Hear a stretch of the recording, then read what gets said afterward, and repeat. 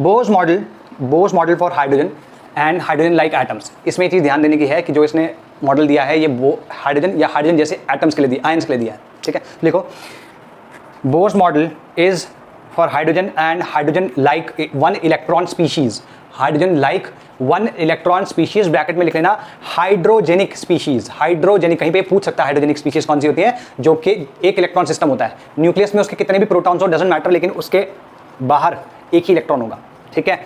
Which is based upon classical law of physics and quantum mechanics, which is based on classical law of physics and quantum mechanics. ये दो चीजें याद रखना भाई, ठीक है। तो ये जब तुमने देख लिया तो let's talk about postulates now, ठीक है। इसके पोस्टुलेट्स बहुत ध्यान से सुनना है, ठीक। कुछ चीजें इसने क्या करी थी कि रदरफोर्ड के मॉडल से बोरो कर ली, और मतलब जो कि उसमें कंट्रोवर्शियल था वो भी इसने काफी बोरो किया, ठीक। लेकिन कुछ चीजें उसमें से उसने एक्सप्लेन कर पाया और कुछ चीजें एक्सप्लेन नहीं गई। कौन कौन सी चीजें एक्सप्लेन कर पाया वो हम देखेंगे। Let's make first postulate. First postulate क्या है? पहला पोस्टुलेट है आपका कि nucleus atom has two parts, ठीक है। Atom has two parts, one is the nuclear part and another one is the extra nuclear part. ये तुम रदरफोर्ड मॉडल में भी देख चुके हो, उसने भी ये कहा था कि एक न्यूक्लियर पार्ट है और एक एक्स्ट्रा न्यूक्लियर पार्ट है। न्यूक्लियर पार्ट के अंदर तुम्हारे प्रोटॉन्स और न्यूट्रॉन्स होते हैं, और जो बाहर जो इलेक्ट्रॉन है, ठीक है, बाहर जो इलेक्ट्रॉन है उसमें तुम्हारे बाहर का जो स्पेस है उसमें इलेक्ट्रॉन्स होते हैं, ठीक है।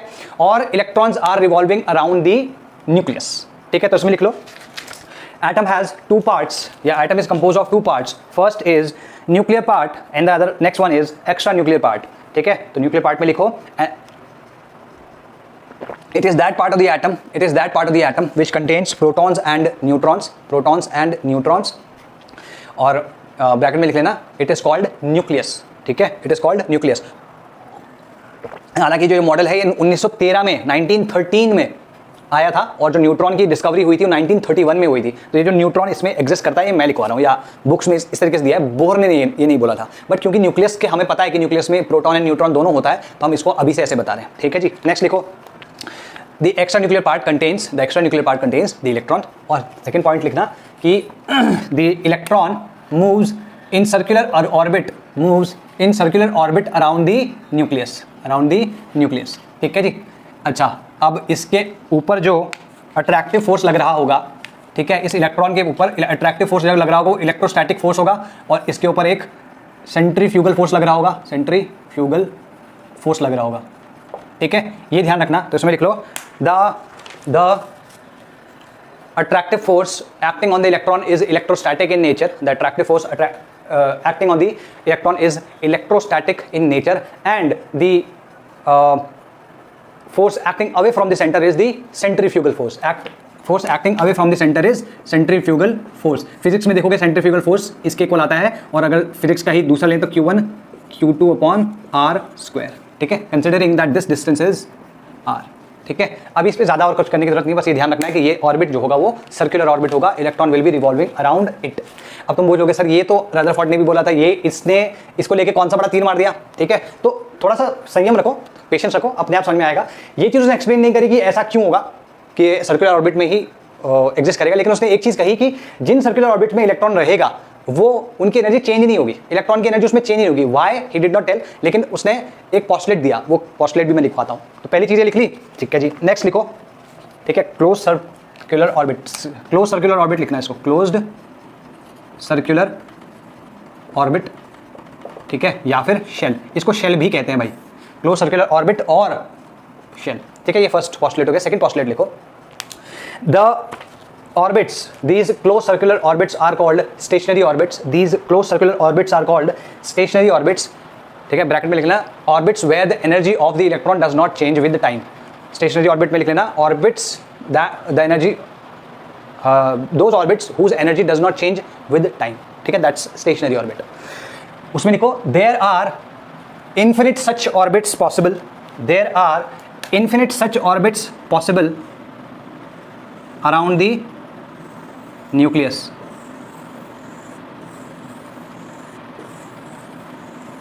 ठीक है जी। हालांकि ये बिल्कुल कॉन्सेंट्रिक नहीं है, लेकिन ये लिख लो कि यहाँ पे डटलीस बनाने में तो नो कॉन्सेंट्रिक नहीं है, ठीक है। लिखो इसमें दीज सर्कुलर ऑर्बिट्स और these stationary orbits, there are infinite such orbits and these circular orbits are concentric to each other, अभी जब मैंने ये लिखा तो तब तुम्हें कुछ याद आया होगा, KLMNO, ये हमने पढ़ा है पहले, है ना, याद होगा। तो लिखो these orbits are arranged concentrically around the nucleus, they are called KLMNO starting with the first या closest orbit to the nucleus, starting from the closest orbit to the nucleus. तो अगर तुम इसको नाम करना चाहोगे, नामकरण क्या होगा इसका भाई, KLMNO, ठीक है। या फिर हम इन्हें नंबर भी कर सकते हैं, नंबर करेंगे तो ये कौन सा ऑर्बिट हो गया, फर्स्ट, ये सेकंड, ये थर्ड, ये फोर्थ और ये फिफ्थ, ठीक है जी। तो हम इसको करस्पॉन्डिंगली लिख सकते हैं, this is 1, this is second orbit, ये थर्ड ऑर्बिट है, ये फोर्थ ऑर्बिट है, फिफ्थ ऑर्बिट है, तो ऐसे लिख सकते हैं n = 1 2 3 4 5, ठीक है। तो अगर मान लो ये कभी भी अल्फाबेट में यूज हुआ तो हम कहेंगे शेल्स, याद होगा हमने पढ़ा ये KLMN शेल्स पढ़े हमने, MN तक पढ़े हमने, O भी नहीं पढ़ा था। लेकिन ये समझो OPQRST जितने भी आगे तक जा सकते हो सारे के सारे शेल्स पॉसिबल हैं। वो ज़रूरी नहीं है कि ये इलेक्ट्रॉन उन सारे ऑर्बिट्स में एग्जिस्ट करे, ठीक है। हो सकता है कि M तक एग्जिस्ट कर रहे हैं इलेक्ट्रॉन्स, है ना, जितने इलेक्ट्रॉन्स भर सकते हैं उतने एग्जिस्ट यहाँ तक कर रहे हैं, उसके बाद वाले जो है वो खाली है लेकिन एग्जिस्ट जरूर करेंगे, ये ध्यान रखना। सेम वे N 1 2 3, अगर इनको 1 2 3 4 बोलूँगा तो इनको ऑर्बिट कहा जाएगा, ठीक है, ये ध्यान रखना। ये नॉमेनक्लेचर है, बाकी कुछ नहीं है इसमें, ऐसा कोई टेक्निकल चीज़ नहीं है, ठीक, गॉट इट। तो ये हो गए तुम्हारे शेल्स और ये हो गए तुम्हारे ऑर्बिट्स, ठीक है। अब नेक्स्ट पॉइंट लिखो जो कि सबसे इंपॉर्टेंट पॉइंट है इस पूरे के पूरे पोस्टुलेट्स का, थर्ड पॉइंट लिखो, only those orbits out of the infinite circular orbits, only those orbits out of the infinite number of circular orbits will be possible around the nucleus, where the electron has angular momentum as an integral multiple of h/2 pi, ठीक है। Angular momentum मतलब अगर मान लो इसमें घूम रहा है, ठीक है जी, इसमें इलेक्ट्रॉन घूम रहा है तो इसका जो एंगुलर मोमेंटम होगा that should be an integral multiple of h/2 pi. h is the what, h is the Planck's constant upon 2 पाई, 2 पाई तो तुम जानते ही हो, उसका मल्टीपल होना है इंटीग्रल मल्टीपल। अगर कोई ऑर्बिट इस कंडीशन को फॉलो करता है तो वो एग्जिस्ट करेगा, और अगर इस कंडीशन को फॉलो नहीं करता है तो वो एग्जिस्ट नहीं करेगा। That's the point it is making. दोबारा बोल रहा हूं, out of all the infinite orbits only those orbits will be possible where the electron will have angular momentum equal to integral multiple of h/2 pi. तो angular momentum जैसे देखो भाई, linear motion होता है तो मोमेंटम जो होता है लीनियर मोमेंटम वो m × v, mass into velocity होता है, और अगर हम एंगुलर मोमेंटम बोलते हैं तो that is equal to mass into, या मास नहीं होता वो moment of inertia into angular momentum होता है, सॉरी एंगुलर वेलोसिटी होता है, तो उतना नहीं जा रहे, यहाँ पे जस्ट mvr समझ लो इसको, ठीक है। m is the mass of the electron, v is its velocity moving in the orbit and r is the radius of that orbit, ठीक है। तो यूँ समझो जो ये बोलना चाह रहा है वो है ये थर्ड पोस्टुलेट जो है उसका मतलब है ये mvr is equal to n is the integer, h/2 pi का इंटीग्रल मल्टीपल है, या तुम कह सकते हो होल नंबर मल्टीपल है, ठीक। होल नंबर मल्टीपल में क्या आएगा, n = 1 2 3 4, ठीक है। n = 1 2 3 4 का मतलब क्या हुआ, यहाँ पर जो n है वो तुम्हारा नंबर ऑफ ऑर्बिट को बता रहा है। तो n अगर मैं फर्स्ट ऑर्बिट की बात करूंगा तो n = 1 है, तो the moment angular momentum will be equal to h/2 pi, ठीक। तो पहले इसमें ऐसे लिख लो, m क्या है, me, इसको me कर लो, ve कर लो, r इज द रेडियस, तो me is the mass of electron, ये तुम्हें पता होता है, ठीक है। v ये नहीं पता, मैं ये हम निकालेंगे, ये हमें आएगा आगे, निकालने को आएगा। rn मान लो, rn मतलब nth ऑर्बिट का radius, rn radius of nth orbit, n means number of orbit, कौन से ऑर्बिट में है, number of orbit. I hope कि ये बहुत ज़्यादा डार्क ना हुआ भाई, आजकल लाइट का आना जाना ऐसा ही लगा है बाबू, ठीक है। h यहाँ पे क्या हो गया, h is your Planck's constant, ठीक है जी। ये क्लियर हुई है बात, बस इतना हो गया, MEVRNNH। तो where were we, yes, so this is what you have, ठीक। अगर मैं ऐसे बताना चाहूँ इनके टर्म्स में तो ये लिख लिया होगा, इसको मैं मिटा रहा हूँ, इसका स्क्रीनशॉट ले लिया करो, ठीक है। जो मोस्टली रिटर्न होता है उसका स्क्रीनशॉट ले लिया करो, बाकी जो बोलने वाली चीज़ों की मैं ट्राई करूँगा मैं धीमे धीमे बोलूँ, ठीक ठीक है। अगर मैं फर्स्ट ऑर्बिट के लिए बात कर रहा हूँ, फर्स्ट ऑर्बिट के लिए यहाँ पे n = 1 होगा, देयरफॉर MEVE1 मतलब V1 समझ लो, इसको VN कर लो, V1 R1 will be equal to n, n क्या हो गया, 1 हो गया, h/2 pi. Same way second orbit के लिए क्या आएगा, n = 2, MeV2R2 equals to 2 into H/2π। तो तुम चाहे तो इसको H/π लिख सकते हो, मैं इसको ऐसे छोड़ रहा हूँ ताकि तुम्हें याद रहे। Third orbit n equals to 3, तो MeV3R3 equals to 3 into H/2π। तो एक चीज़ तुम देख रहे होगे यहाँ पे कि मैं हर बार इसकी वेलोसिटी और रेडियस को अलग अलग लिख रहा हूँ। वो क्यों लिख रहा हूँ? क्योंकि देखो जैसे जैसे तुम बाहर जाते जाओगे रेडियस बढ़ता चला जाएगा। अगर n इक्वल्स टू 1 है तो छोटा है रेडियस, फिर बड़ा है, फिर बड़ा है, फिर बड़ा है ना, ठीक है। अच्छा, दूसरी चीज़ क्या है कि इसमें वेलोसिटी भी चेंज होगी। जितना दूर जाएगा उतना वेलोसिटी चेंज होती रहेगी। वो क्या होगा दूर जाने पे वो हम देखेंगे इसमें वेलोसिटी में, लेकिन वेलोसिटी चेंज होगी इतना जरूरी है। तो वेलोसिटी चेंज हो रही है, रेडियस चेंज हो रहा है, और डेफिनेटली इसका ऑर्बिट तो चेंज हो ही रहा है, ठीक। अच्छा, अब अगर तुम देखो, तुमसे पूछूं मैं k और l के बीच में मान लो इसका रेडियस है फॉर एग्जाम्पल 10⁻⁻10 और ये है 2 इंटू 10⁻⁻10। क्या 1.5 इंटू 10⁻⁻10 पॉसिबल है? अगर मैं कहता हूँ k और द फर्स्ट शेल का 10⁻⁻10 है और जो दूसरे शेल का रेडियस है वो 2 इंटू 10⁻⁻10 है, तो क्या इनके बीच का ये रेडियस पॉसिबल है? तो आंसर इज नो। क्यों? क्योंकि इस ऑर्बिट में 1.5 इंटू 10⁻10 में इंटीग्रल मल्टीपल नहीं होगा, ठीक है। अगर होता तो हम इस मतलब इसका भी कोई एक ऑर्बिट बन चुका होता। जिस ऑर्बिट में ये कंडीशन फॉलो होगी वही ऑर्बिट पॉसिबल है, इस वाले में पॉसिबल नहीं होगी, तो ये पॉसिबल नहीं होगा। Got it? ठीक है। इसमें तो क्या है 1 इंटू H/2π आ रही है, इसमें 2 इंटू H/2π आ रही है, तो इसमें तो 1 और 2 के बीच में कितने इंटीजर हुए? 0, कोई भी इंटीजर नहीं हुआ उसके बीच में। 1 इंटीजर है, 2 इंटीजर है, लेकिन 1 और 2 के बीच में कोई इंटीजर नहीं है, ठीक है, इसलिए पॉसिबल नहीं होगा। तो लिख लेना those orbits where the angular momentum is not an integral multiple of H/2π will not be possible, ठीक है। And there can be the infinite number of orbits which can exist between two, भाई इनके बीच में infinite number of orbits exist कर सकते हैं, लेकिन वो एग्जिस्ट नहीं करेंगे क्योंकि H/2π का मल्टीपल नहीं है। ये बात को मैं घुमा के वही बात 2-3 बार बोली है, बात सिर्फ इतनी है, अगर H/2π का मल्टीपल होगा तो एग्जिस्ट करेगा, नहीं तो नहीं करेगा। सिंपल हो गया। सेकंड चीज इसमें लिखो कि ईच एनर्जी स्टेट, हर एनर्जी स्टेट के साथ एक एनर्जी जुड़ी हुई है। जैसे अगर मैं बात करूं, ऐसे डेजिग्नेट कर रहा हूं, जरूरी नहीं कि हम इसी नाम से बोलेंगे। इस ऑर्बिट के साथ जो एनर्जी जुड़ी है उसको मैं EK बोल देता हूं, इसके साथ जो एनर्जी जुड़ी है उसको मैं EL बोल देता हूं, इसके साथ जो एनर्जी जुड़ी है हम उसको EM बोल देते हैं। ऐसे करके MNO EM EN सब पॉसिबल हो जाएगा ना, EN EO, है ना, है ना, ये पॉसिबल हो जाएंगे ऐसे कि नहीं? तुम इसको ऐसे भी पूरा कर सकते हो, ये ऊपर थोड़ा सा जगह नहीं है, तुम इसको लिख लेना ढंग से। Got this? तो अगर तुम यहाँ पे देख रहे हो तो पहले इसमें लिखो every orbit has a particular amount of energy attached to it, every orbit has a particular amount of energy attached to it, ठीक है। तो particular amount of energy attached to it, ठीक। The closer the electron to the या closer the orbit to the nucleus, lower will be its energy। दोबारा बोल रहा हूं, the closer the orbit to the nucleus, the lower will be its energy। तो हम यहां पे कह सकते हैं EK is less than EL is less than EM is less than EN and so on, ठीक है ना, इन्फिनिटी तक। और E इन्फिनिटी क्या होगा? 0।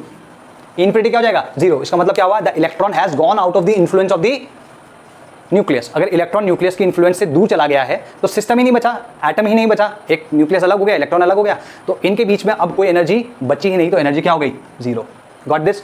तो अगर ये कह रहा हूं मैं इनको कि ये लेस देन इससे है, भाई ये सबसे ज्यादा एनर्जी है ना, तो अगर 0 सबसे ज्यादा एनर्जी है तो बाकी सब कैसे होंगे? नेगेटिव। ये ध्यान रखना, all these values will be negative in nature. अब वो नेगेटिव का मतलब क्या होता है वो हम देखेंगे, टेंशन मत लो। नेगेटिव इन नेचर ये लिख लेना, ठीक है जी। अच्छा, इसी चीज़ को मैं अगर यहाँ पे लिखना चाहूँ तो मैं इसको एनर्जी को लिख सकता हूँ E1। हालांकि EK और E1 दोनों सेम ही होंगे, वो जैसे ये है कि मैं एक बारी ऑर्बिट के टर्म्स में बोल रहा हूँ तो मैं उसको कुछ और तरीके से बताने की कोशिश कर रहा हूँ। तो यहाँ पे क्या हो गया? ये E1, ये E2 हो गया, E3 हो गया, ये E4 हो गया, ये E5 हो गया, ठीक है ना, ऐसी सो ऑन E इन्फिनिटी तक। Got it? तो E1 equals to EK, E2 equals to EL, E3 equals to EM and E4 equals to EN। इस तरीके से ये कोई जरूरी नहीं है कि तुम इस तरीके से याद रखो, बस ये है कि किसी भी ऑर्बिट, चाहे तुम उसको शेल्स में याद रखो, चाहे तुम ऑर्बिट्स में याद रखो, जिसमें तुम याद रखना चाहते हो उसी में रखो और इन एनर्जीज को ऐसे डेजिग्नेट कर देना, इतना क्लियर है। और इसमें ये होगा, ये एनर्जी इससे कम होगी, ये एनर्जी इससे कम होगी, ये एनर्जी इससे कम होगी, ये एनर्जी इससे कम होगी। जितना ऊंचा या जितना बड़ा ऑर्बिट होगा उसकी एनर्जी उतनी ही ज्यादा होगी, या उससे एसोसिएटेड एनर्जी उतनी ही ज्यादा होगी। क्लियर होगी ये बात? ठीक है, ये चीज होगी। सेकंड लिखो, the energy of these orbits does not change with time. The energy of these orbits does not change with time, hence their energy will remain constant so that's why they are called stationary orbits. अभी मैं पहले बता चुका हूँ इसे, वही इनकी energy time के साथ चेंज नहीं होती है, तो एनर्जी कांस्टेंट रहती है, और अगर एनर्जी कांस्टेंट रहेगी तो स्टेशनरी ऑर्बिट्स कहलाएंगे। तो ये जो सर्कुलर ऑर्बिट्स हैं ये स्टेशनरी ऑर्बिट्स भी कहलाते हैं। अच्छा, अब जो इंपॉर्टेंट चीज़ है वो ध्यान से देखो, यहाँ से लेकर इस न्यूक्लियस से लेकर ई इंफिनिटी तक, ठीक है, बहुत सारे energy levels, like infinite number of energy levels exist कर सकते हैं, लाइक एनर्जीज एग्जिस्ट कर सकती है, लेकिन इलेक्ट्रॉन को सिर्फ वही एनर्जीज मिल रही हैं जो ये ऑर्बिट अलाउ करते हैं। दोबारा बोल रहा हूँ, इसको बहुत सारी एनर्जीज, लाइक इससे लेकर इन्फिनिटी तक इलेक्ट्रॉन कितनी भी एनर्जीज ले सकता था, अलग अलग टाइप की एनर्जी, अलग अलग अमाउंट ऑफ एनर्जी ले सकता था, लेकिन उसको सिर्फ और सिर्फ अवेलेबल कौन सी हैं, वो एनर्जीज जो कि ये ऑर्बिट्स अलाउ करते हैं। तो अगर इसकी एनर्जी मान लो x है और इसकी एनर्जी y है, तो x और y के बीच में जो एनर्जीज है वो उसको अवेलेबल नहीं है। Electron can not have energies between E1 and E2, you can write it like this, electron cannot have energies between E1 and E2, it cannot have energies between E2 and E3, it cannot have energies between E3 and E4। Clear होगी बात, ठीक है, इनके बीच में energies available नहीं होंगी, सिर्फ ये ऑर्बिट पे जो एनर्जी है वही उसको अवेलेबल है, गॉट इट, वही उसकी एनर्जी हो सकती है अगर वो उस ऑर्बिट में है। उसके अलावा जिस ऑर्बिट में होगा उसकी एनर्जी, मान लो अगर वो फोर्थ ऑर्बिट में है तो उसकी एनर्जी E4 होगी, अगर वो सेकंड ऑर्बिट में है तो उसकी एनर्जी E2 होगी, उसके अलावा और कुछ नहीं हो सकती, ठीक है। और E2, E3, E4 के अलावा 2 से लेकर 4 के बीच में ये E3 ही अवेलेबल है, उसके अलावा कोई एनर्जी ये ले ही नहीं सकता। तो हम ये कह सकते हैं, बिकॉज लिखो इसमें, because electron can have only a fixed value of only fixed values of energies, we can say that the energy is quantized। ये याद होगा, जब कभी भी किसी क्वांटिटी को कुछ फिक्स वैल्यूज ही वो ऑक्यूपाई कर सकता है या ले सकता है, हम कहते हैं कि दैट क्वांटिटी इज क्वांटाइज्ड, ठीक है। तो एनर्जी यहाँ पे, energy of the electron, in energies के अलावा और कोई एनर्जीज वो ले ही नहीं सकता, तो हम कहेंगे the energy of the electron in the orbit, या फिर energy of the orbit is quantized, got it, ठीक है। एज लॉन्ग एज, अब ये वाला पॉइंट लिख लो, बहुत इंपॉर्टेंट है, as long as the electron rotates, as long as an electron rotates in a particular orbit or occupies a particular orbit, its energy will not change unless until it absorbs energy or loses energy। मान लो E3 पे है, इस पे घूमता रहेगा तो उसकी energy हमेशा कांस्टेंट रहेगी, चेंज नहीं होगी, लेकिन अगर उसकी एनर्जी चेंज होगी तो दो ही सूरतों में होगी कि ये एनर्जी एब्जॉर्ब कर ले, एब्जॉर्ब करेगा तो उसकी एनर्जी बढ़ जाएगी, और अगर एनर्जी बढ़ जाती है तो कौन से ऑर्बिट में जाना चाहिए, चौथे में या दूसरे में, या 3 से बड़े वालों में या 3 से छोटे वालों में, 3 से बड़े वालों में। जब एनर्जी बढ़ती है तो ऑर्बिट बड़ा होता है, सिंपल सी बात है, एनर्जी बढ़ेगी तो ऑर्बिट बड़ा होगा। मैंने क्या बताया था, है ना, इस चीज़ को यहाँ पे भी लिख सकते हो तुम, E1 less than E2 less than E3 less than E4 less than E infinity, इस तरीके से लिख सकते हो उसको। क्लियर होगी बात। तो अगर इसकी एनर्जी बढ़ेगी, अगर इसने फोटोन को एनर्जी एब्जॉर्ब करी तो क्या होगा, इसकी एनर्जी बढ़ जाएगी तो ऑर्बिट बड़ा हो जाएगा, तो ये हमेशा अपर ऑर्बिट्स में चला जाएगा, तो एनर्जी एब्जॉर्ब करने पे अपर ऑर्बिट्स में चला जाता है। दूसरा चीज़, अगर एनर्जी भाई इसमें घूम रहा है तब तक तो ठीक है, लेकिन अगर एनर्जी लूज कर दी तो उससे लोअर ऑर्बिट में चला जाएगा, क्योंकि एनर्जी लूज करा मतलब एनर्जी कम होगी तो लोअर ऑर्बिट्स में, ठीक है। तो लिख लो, after losing energy the electron will go to lower orbits. Clear होगी बात। अच्छा, अगर E1 में होता तो क्या वो एनर्जी लूज कर सकता था, नहीं, क्योंकि उससे लोअर ऑर्बिट है ही नहीं, तो अगर एनर्जी लूज मतलब उसके नीचे ऑर्बिट ही नहीं है जहाँ पे वो जा सकता है, तो एनर्जी लूज कैसे कर सकता है, ठीक है। तो E1 में अगर होगा, कभी भी 1 में होगा, =1 में होगा, तो हमेशा एनर्जी एब्जॉर्ब करके ऊपर ही जा सकता है, एनर्जी लूज करके नीचे नहीं जाएगा, गॉट दिस, ठीक है। क्लियर है भाई। तो एक एक करके छोटी छोटी चीज़ें हैं, सब लिखते चलो, ठीक, ओके। नाउ ठीक है, इसमें एक पॉइंट लिखवा देता हूं, जो ये n है ना, n ये प्रिंसिपल क्वांटम नंबर है, बस ये एक पॉइंट लिख लो यहां पे, क्योंकि अभी तो समझ में नहीं आएगा कि क्वांटम नंबर क्या है या प्रिंसिपल क्वांटम नंबर क्या है, लेकिन क्या है, जब इसको दोबारा रिवाइज करोगे और तब तक तुम होपफुली क्वांटम नंबर्स पढ़ चुके होगे, तब तुम्हें ये क्लियर होगा कि ये क्या चीज़ है। तो इसको बस लिख लेना, that this n is quantum principal quantum number, या फिर जो ऑर्बिट होता है या जो शेल होता है उसका करस्पॉन्डिंग नंबर जो है वो क्वांटम प्रिंसिपल क्वांटम नंबर को दर्शाता है। ये चीज़ लिख लेना, ठीक है, ये लिख लिया। अभी भी हम तीसरे वाले पे, हम चौथे वाले पे गए नहीं हैं, तीसरे वाले पे हैं हम, नहीं सॉरी, चौथे वाले में शुरू हो चुका है, वाह सॉरी, चौथा वाला तुम्हारा शुरू हो चुका है स्टेशनरी ऑर्बिट से, जब मैंने स्टेशनरी ऑर्बिट्स बताए थे, ठीक है। तो ये हो गया। अच्छा, इसमें देखो ध्यान से, जो इसकी लोएस्ट एनर्जी स्टेट है, भाई इससे लो तो नहीं हो सकती ना, इस ऑर्बिट की या इन ऑर्बिट्स की लोअर एनर्जी स्टेट या इलेक्ट्रॉन की lower energy state is E=1, sorry n=1 पे E1। तो जो E1 है that is called your lowest या मिनिमम एनर्जी स्टेट और ग्राउंड स्टेट। मतलब ये समझो इससे नीचे तो नहीं जा सकता, इस पे वो बिल्कुल अच्छे से स्टेबल है, ठीक है। तो जब स्टेबल है, जैसे ग्राउंड पे अगर तुम हो, बैठे हो तो तुम स्टेबल हो, ऐसा तो नहीं है कि तुम डोल रहे होगे। Just to give you an idea कि ग्राउंड स्टेट क्यों कहा, क्योंकि उसमें स्टेबल फॉर्म में है वो। अगर इससे ऊपर वाली किसी एनर्जी लेवल पे जाएगा तो यहाँ पे अनस्टेबल हो जाएगा। क्यों? क्योंकि उसको उसकी एनर्जी बढ़ गई है, तो वो चाहेगा कि जल्दी से एनर्जी लूज करके जिस लोएस्ट ऑर्बिट में जा सकता है उस लोएस्ट ऑर्बिट में जाए। तो यहाँ से अगर मान लो एक इलेक्ट्रॉन ही है, यहाँ से यहाँ 4th पे जंप किया तो कोशिश करना चाहेगा कि ये सीधे 1 तक जाए, ठीक है। एनर्जी लूज करते करते अपना n तक जाए, सॉरी n=1 तक जाए, ठीक। तो n=1 के लिए करस्पॉन्डिंग जो एनर्जी होती है वो मिनिमम होती है, minimum energy of the orbit. And n orbit corresponding to n=1 is called ground state, is called ground state, ठीक है।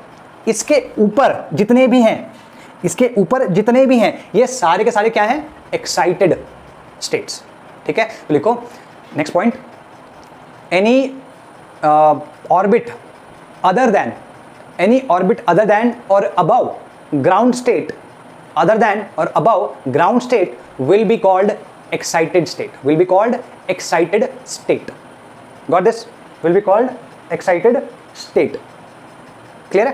ठीक है जी। अब आ गया 5th वाले पॉइंट पे, या इनफैक्ट एक्साइटेड स्टेट के बारे में थोड़ा सा बता देता हूँ।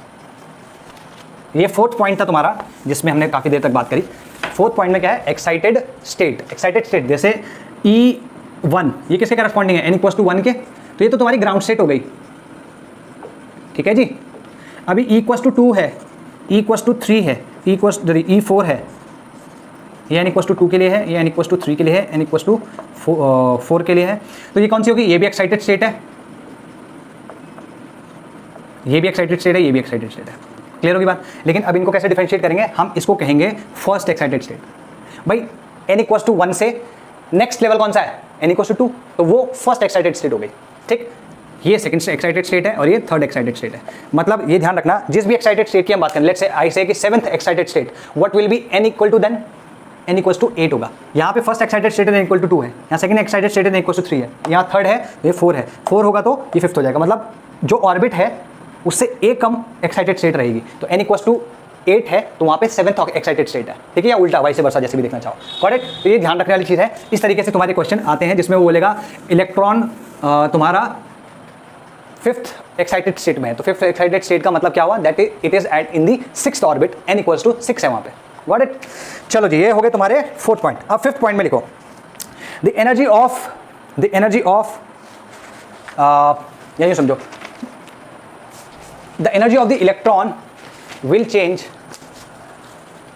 change by either losing or gaining energy. Energy जो है वो लूज और गेन करके चेंज हो रही है, ठीक है। एनर्जी ऑफ एन इलेक्ट्रॉन और N orbit will change by losing और गेनिंग एनर्जी। क्लियर होगी बात? पहली चीज, इसी चीज में मैं पहले लिखा चुका हूं, इसी चीज में लिखो the energy can only B gained by absorbing a photon. भाई फोटोन क्या होता है? It is a packet of energy. Light क्या है? बेसिकली एनर्जी तो है, और लाइट एनर्जी को हमने क्या बताया? That it exist as a photon, as a packet of energy. और वो packet of energy is like electron है, वो पैकेट ऑफ एनर्जी आ गया, उसने खा लिया, उसकी एनर्जी बढ़ गई। Got it? तो when an electron absorbs a photon, यही समझो, इलेक्ट्रॉन लूजेस और gains energy in the form of photons. पहले तो ये लिखो, इलेक्ट्रॉन लूजेस और gains energy in the form of photons. When an electron gains energy, when an electron absorbs an electron, it gains energy. When an electron gains a photon, absorbs a photon, it gains energy. It goes to higher energy shell. ठीक है? तो electron absorb, ठीक है जी, gain energy, और अगर energy gain कर दिया तो मूव टू हायर ऑर्बिट, ठीक है। और अगर इलेक्ट्रॉन एमिट्स अ फोटोन, उसने एक फोटोन एमिट कर दिया, मतलब उसने लूज कर दी एनर्जी और मूव्स टू लोअर ऑर्बिट। ये ध्यान रखना, ठीक है जी, it moves to lower orbit, ठीक है। क्लियर होगी बात? This movement of electron, this state higher energy state when required energy is absorbed, ठीक है। This movement of electron from lower to higher or higher to lower orbit is called transition of an electron, transition of an electron. ठीक है, ध्यान रखना है क्योंकि ये terms है ना, जैसे ट्रांजिशन, ये क्वेश्चन में आएगा, अगर अभी नहीं पता होगा तो फिर क्वेश्चन में भी समझ में आएगा ट्रांजिशन की क्या बात हो रही है। तो अगर मैं कहता हूं भाई चौथे से पहले पे जा रहा है तो electron transited from fourth to the first orbit, या the transition involved the movement of electron from the fourth to the first orbit, या फिर अगर मैं कहता हूं थर्ड से फिफ्थ में जा रहा है, मतलब अभी अप जा रहा है, तो क्या होगा, the transition of electron involved movement of electron from the third to the fifth orbit, that's it, और कुछ नहीं, इतना ही है। ठीक है, तो ये ट्रांजिशन कहलाता है। Got it. नाउ लिखो इसमें, energy change will never take place in a continuous manner. अब इसका मतलब क्या हुआ, energy change will never take place in a continuous manner. भाई देखो, इसकी कुछ एनर्जी है, इसकी कुछ एनर्जी है, इसकी कुछ एनर्जी है। अगर सेकंड से थर्ड पे जाना है, लेट्स से कि मैं कहता हूं सेकंड वाले की एनर्जी है 4 electron volt, let's say third वाले की एनर्जी है 7 इलेक्ट्रॉन वोल्ट्स। दोबारा बोल रहा हूं, सेकंड वाले की एनर्जी 4 इलेक्ट्रॉन वोल्ट है, थर्ड वाले की एनर्जी 7 इलेक्ट्रॉन वोल्ट है। लेट्स से अगर सेकंड से थर्ड में जाना है तो कितनी एनर्जी की जरूरत है, 3 इलेक्ट्रॉन वोल्ट की, जो इनके बीच में डिफरेंस है उसी की तो जरूरत है। अगर उससे कम हुआ तब क्या होगा, अगर उससे कम हुआ तो ये ट्रांजिशन नहीं होगा। मान लो मैं उसको 1.5 इलेक्ट्रॉन वोल्ट दे देता हूं, 2 इलेक्ट्रॉन वोल्ट दे देता हूं, या 2.5 इलेक्ट्रॉन वोल्ट दे देता हूं, तो there will be no transition. Transition तभी होगा जब उसको एग्जैक्टली उतनी ही एनर्जी मिल जाएगी जितनी उसकी जरूरत है, पहली चीज।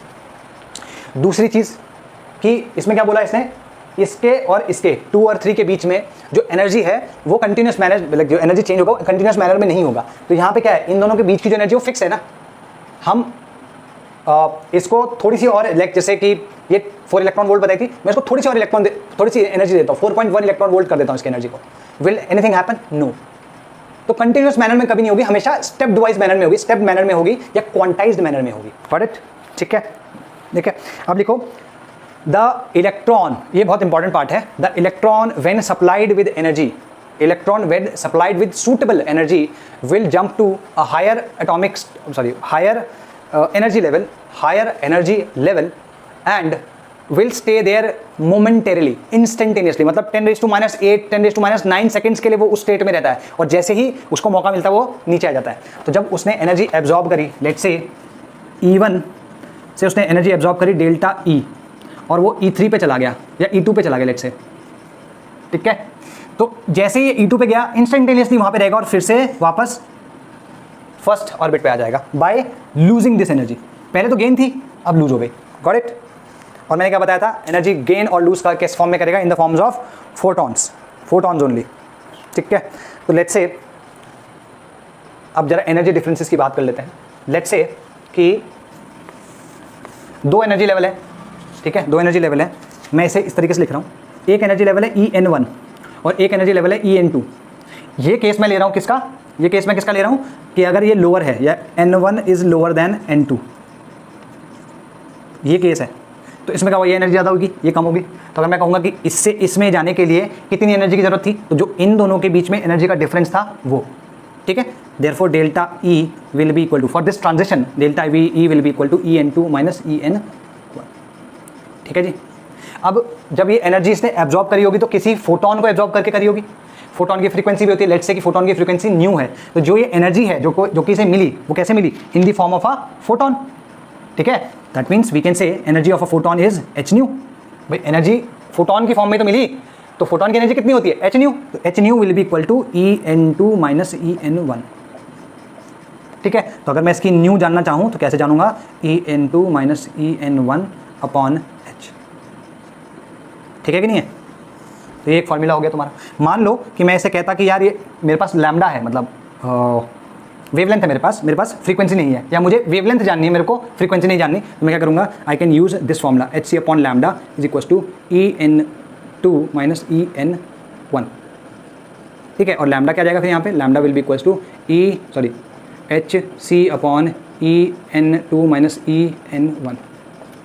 क्लियर हो गई बात? ये चीज़ है बस। ठीक है, तो ये चीज़ है, गॉट दिस। तो यहाँ पर क्या था, ठीक है, ये आ गया। या तो फिर हम इसको वो फॉर्मूला हमने जो दिखा था इस तरीके से भी यूज़ कर सकते हैं कि lambda in angstrom will be equal to 12400 upon delta E in electron volt. Electron volt में अगर होगा तो हम ये वाला फॉर्मूला भी चला सकते हैं यहाँ पे। क्लियर होगी बात? ठीक है। अच्छा, मान लो कि ये लोअर से हायर की जगह हायर से लोअर आ रहा हो, इस केस में मान लो कि N1 is greater than N2 है, एक सेकंड को, नहीं N1 is less than N2 था ना, और अब ये नीचे जा रहा है तो N1 ग्रेटर देन N2 है, मतलब ऊपर से नीचे जा रहा है। ऊपर से नीचे जाएगा तो मतलब हायर लेवल से लोअर लेवल पे जाएगा, हायर एनर्जी से लोअर एनर्जी पे जाएगा तो एनर्जी लूज करेगा। एनर्जी लूज किस फॉर्म में करेगा? फोटोन की फॉर्म में। तो यहाँ पर जो डेल्टा En होगा ना वो ये आएगा En1 माइनस En2, ठीक है, क्योंकि इसकी एनर्जी ज़्यादा है, इसकी एनर्जी कम है। तो यहाँ पे हम यहाँ पे इस तरीके से बस इसे चेंज करते चले जाएंगे। ये दोनों केसेस अलग अलग लिख लेना भाई, जैसे मैं यहाँ पे कर रहा हूँ ऐसे मत कर लेना, ठीक है। तो ये आगे तुम्हारा सेम, सब चीज़ें सेम रहेंगी। इसका एक जेनेरिक फार्मूला मैं दे सकता हूँ, वो जेनेरिक फार्मूला क्या है? इन सबको मिटा दो। वो जेनेरिक फार्मूला है तुम्हारा ये, इररिस्पेक्टिव ऑफ कि N1 बड़ा या N2 बड़ा, तुम्हें क्या करना है? H nu is equals to mod of En1 minus En2, mod ले लो इसका बस। तो nu will be equal to mod of En1 minus En2 upon H, और अगर न्यू लैम्डा की बात करनी है तो HC upon mod of En1 minus En2। तो चाहे एब्जॉर्प्शन हो रहा हो चाहे एमिशन हो रहा हो, दोनों के दोनों केस में ये एक फॉर्मूला जो है एप्लीकेबल है, ठीक है। तो मैं सिर्फ मॉड फंक्शन पता है, अगर मैं 2 - 3 बोलता हूँ तो -1 आता है, 3 - 2 बोलता हूँ तो 1 आता है। जब मैं मॉड लूंगा इसका तो दोनों के दोनों केस में आंसर क्या आएगा? 1। सिर्फ मैग्नीट्यूड की बात होती है, साइन की बात नहीं होती है, ठीक है। ये तुम्हारा 5th पॉस्टुलेट था, ठीक है जी, ये 5th पॉस्टुलेट था। अब लास्ट पॉस्टुलेट आया है तुम्हारा, देख लेते हैं एक बारी।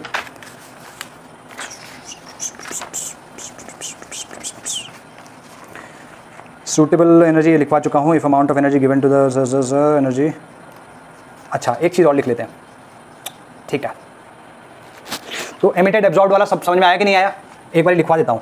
अगर ये एनर्जी एब्जॉर्ब की बात है तो एनर्जी एब्जॉर्ब में क्या होगा? जैसे अगर मैं 2 से 3 में जा रहा हूँ, या 1 से 2 में जा रहा हूँ, या 1 से 3 में जा रहा हूँ, या 1 से 4 में जा रहा हूँ, 4 से 5 में जा रहा हूँ, या ऐसे किसी उसमें जा रहा हूँ, तो ये फोटोन को एब्जॉर्ब करेगा। क्यों? क्योंकि लोअर से हायर में जा रहा है। अगर एनर्जी जो ट्रांजिशन है, अगर मैं 2 से 1 ले रहा हूँ, या 4 से 3 ले रहा हूँ, या 6 से 5 ले रहा हूँ, या 10 से 1 आ रहा है, ठीक है, या इन्फिनिटी से 1 आ रहा है, ठीक है, तो ये इस केस में एनर्जी एमिट करेगा, फोटोन एमिटेड, ठीक है। ये वाले सारे के सारे केस एमिशन के हो गए। तो एक एग्जांपल के तौर पे लिख लो, ये चीज़ हो गई। अच्छा, इसका अगर मैं ग्राफ बना, तुम्हारा टेबल बनाना चाहूँ तो इस तरीके से मान लो, n = 1 है, = 2 है, 3 है, 4 है, 5 है, 6 है, 7 है। तो 1 2 3 4 5 6 7। तो ये जो ट्रांजिशन होंगे, जैसे यहाँ से यहाँ गया, यहाँ से यहाँ गया, इनको ऐसा करता है डिफरेंट कलर से मैं बना देता हूँ ताकि तुम्हें क्लैरिटी रहे, ठीक है। अगर मैं ब्लू से कर रहा हूँ तो ब्लू वाले सारे के सारे एब्जॉर्प्शन वाले हैं। ये पॉसिबिलिटीज़ क्या हैं? एब्जॉर्प्शन वाली हैं। मैं तो हालांकि फर्स्ट से सीधे लेके जा रहा हूँ, तुम थर्ड से भी कर सकते हो इस तरीके से, ठीक है ना। तो ये एब्जॉर्प्शन वाले हो गए अगर तुम लोअर से हायर में जा रहे हो, ठीक है। अगर हायर से लोअर में जाओगे तब क्या होगा? हायर से लोअर में क्या है? बस ऊपर से नीचे जाना है, जैसे ये हो गया,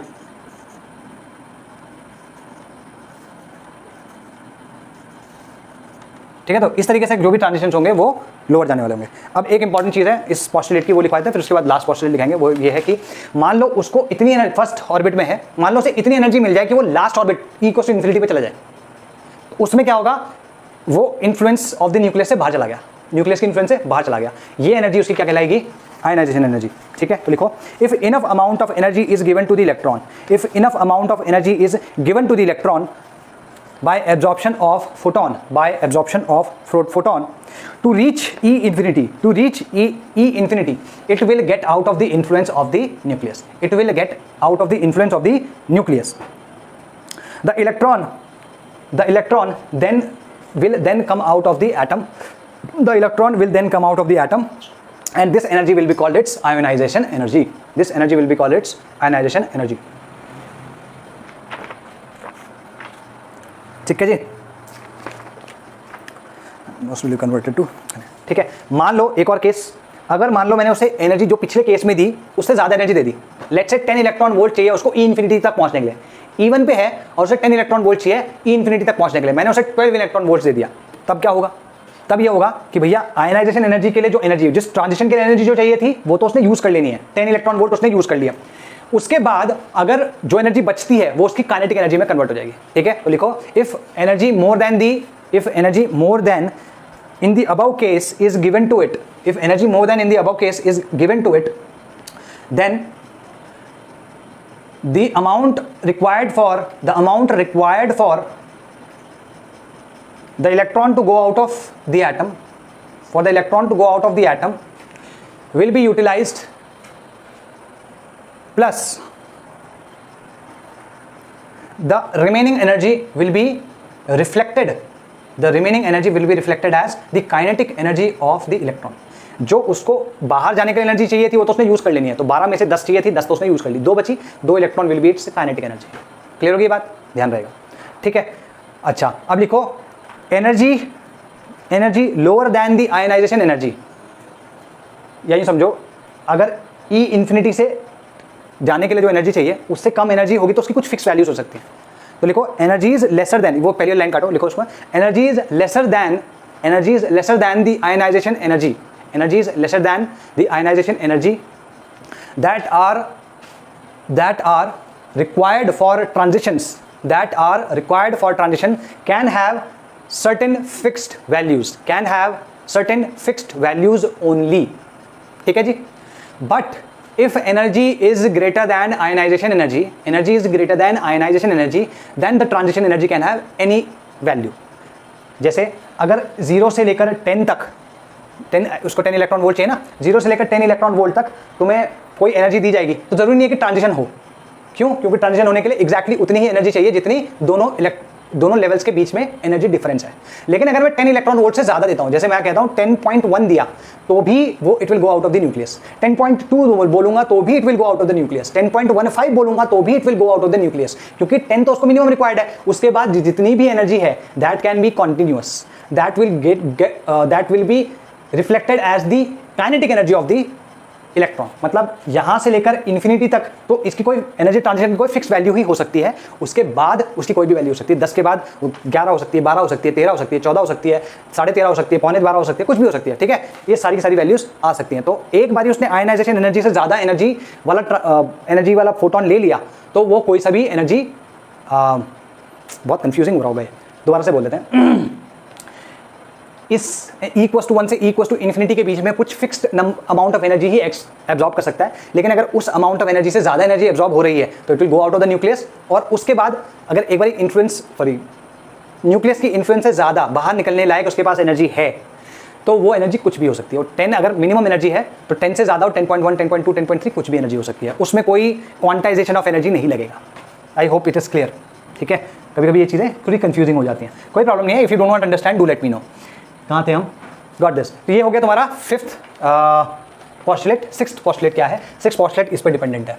यहाँ पे इसने क्या कहा कि भाई ये अगर सर्कुलर ऑर्बिट में है तो इसका मतलब सर्कुलर ऑर्बिट में क्या होता है भाई? सर्कुलर ऑर्बिट में there needs to be a force which is attracting. अगर मान लो कोई, जैसे हम बचपन में लंगर लड़ाते थे, पत्थर बांधते थे ना मांझे में, जैसे पतंग उड़ाते थे, पतंग उड़ाते हुए अगर पतंग कट जाती थी, पतंग तो बची नहीं, तो मांझा तो बचा हुआ है, तो हम क्या करते थे, पत्थर में बांधते थे मांझे पे और ऐसे एक दूसरे से पेचे लड़ाते थे, ठीक है।